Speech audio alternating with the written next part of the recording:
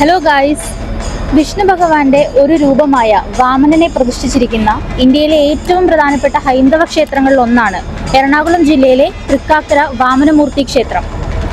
ഓണത്തെ വരവേൽക്കാൻ നിങ്ങൾ ഓരോരുത്തരും ഒരുങ്ങിയിരിക്കുന്നത് പോലെ ഇവിടെ തൃക്കാക്കരയപ്പനും ഒരുങ്ങിയിരിക്കുകയാണ്. ഇന്ന് അവിടുത്തെ കാഴ്ചകളിലേക്കാണ് ഞാൻ നിങ്ങൾ ഓരോരുത്തരെയും കൊണ്ടുപോകുന്നത്.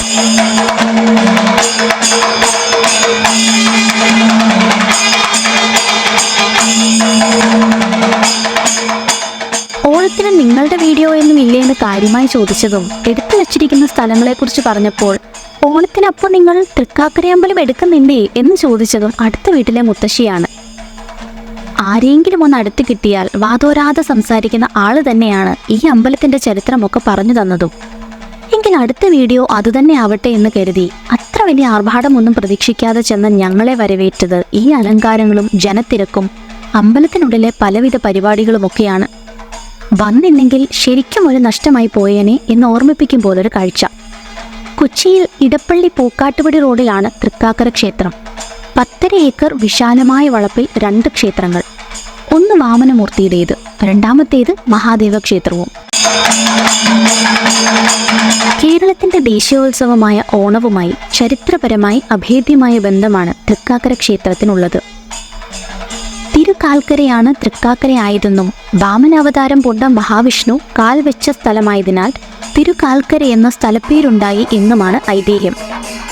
മഹാബലിയെ വാമനൻ പാതാളത്തിലേക്ക് ചവിട്ടി താഴ്ത്തിയത് ഇവിടെ വെച്ചാണെന്ന് വിശ്വാസികൾ കരുതുന്നു. എല്ലാ വർഷവും ഭഗവാന്റെ പിറന്നാളായ ചിങ്ങമാസത്തിലെ തിരുവോണം നാളിൽ പ്രജകളെ കാണാനുള്ള അനുവാദവും ഭഗവാൻ മഹാബലിക്ക് നൽകി. തൃക്കാക്കര ക്ഷേത്രത്തിലെ ഓണാഘോഷങ്ങളുടെ ചരിത്രവും ഈ മിത്തിൽ നിന്നാണ്. ഓണം ഇവിടെ ആഘോഷം മാത്രമല്ല, ഭക്തി കൂടി നിറഞ്ഞതാണ്. ഓണമല്ലാതെ മറ്റൊരു ചടങ്ങും ഇത്ര ഗംഭീരമായി ഇവിടെ ആഘോഷിക്കാറില്ല. ഈ വിശ്വാസങ്ങൾക്കുമപ്പുറം ചരിത്രപരമായ ചില കഥകൾ കൂടി തൃക്കാക്കര ക്ഷേത്രവുമായി ബന്ധപ്പെട്ടുണ്ട്. കുലശേഖര ചക്രവർത്തിയായ ചേരമാൻ പെരുമാൾ തന്റെ സാമന്ത രാജാക്കന്മാരുടെ സമ്മേളനം വിളിച്ചു കൂട്ടിയിരുന്നത് തൃക്കാക്കര ക്ഷേത്രത്തിലായിരുന്നു അത്രേ. കർക്കിടകത്തിലെ തിരുവോണം മുതൽ ചിങ്ങ തിരുവോണം വരെ ഇവിടെ അക്കാലത്ത് ഉത്സവമായിരുന്നു. 30 ദിവസം നീണ്ടു നിൽക്കുന്ന ഉത്സവങ്ങൾക്ക് സമാപനം കുറിച്ച് അവസാനത്തെ 10 നാളിൽ ചിങ്ങത്തിലെ അത്തം മുതൽ തിരുവോണം വരെ ഓണപ്പൂരമായിരുന്നു തൃക്കാക്കരയിൽ നടന്നിരുന്നത്. 56 നാട്ടുരാജാക്കന്മാരും 64 ഗ്രാമത്തലവന്മാരും ഇടപ്രഭുക്കളോ പെരുമാൾ വിളിച്ചു കൂട്ടിയിരുന്ന തൃക്കാക്കര യോഗത്തിൽ പങ്കെടുത്തുന്നത്രേ. ഒരിക്കൽ ഇതിന് തടസ്സം നേരിട്ടപ്പോൾ തൃക്കാക്കര എത്താനാവാത്തവർ വീടുകളിൽ തൃക്കാക്കരയപ്പനെ പ്രതിഷ്ഠിച്ച് ഓണം ആഘോഷിക്കണമെന്ന് പെരുമാൾ ഉത്തരവിട്ടു. അങ്ങനെയാണ് നാടെങ്ങും ഓണാഘോഷമുണ്ടായതെന്ന് ഐതിഹ്യം.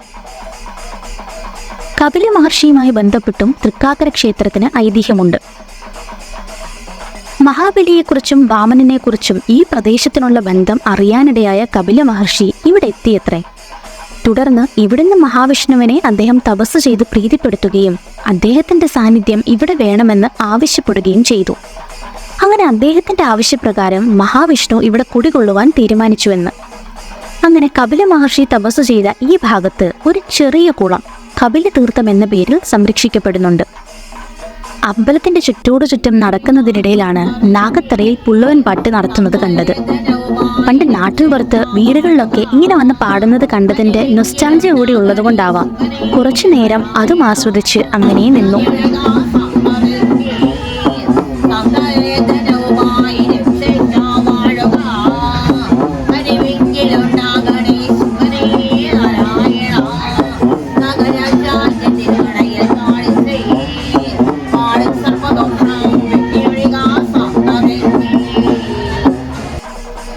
വിശ്വാസവും ചരിത്രവും ആചാരവും പലവിധമാണെങ്കിലും മഹാബലിയിലൂടെ ഓണസങ്കല്പത്തിന്റെ ആത്മാവ് കുടികൊള്ളുന്ന സ്ഥലമായി തൃക്കാക്കരയെ വിശ്വാസികൾ കാണുന്നു.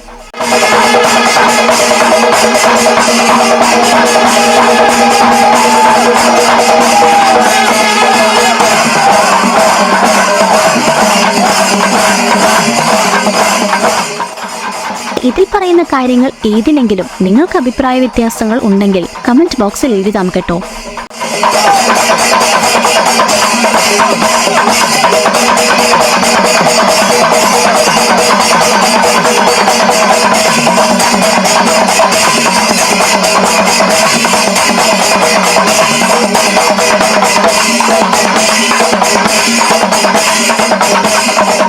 നിങ്ങൾക്കറിയാവുന്ന ഏതെങ്കിലും ക്ഷേത്രങ്ങളിൽ ഓണം ഒരു ആചാരമായി അനുഷ്ഠിക്കുന്നുണ്ടെങ്കിൽ അതും എഴുതിക്കോളൂ.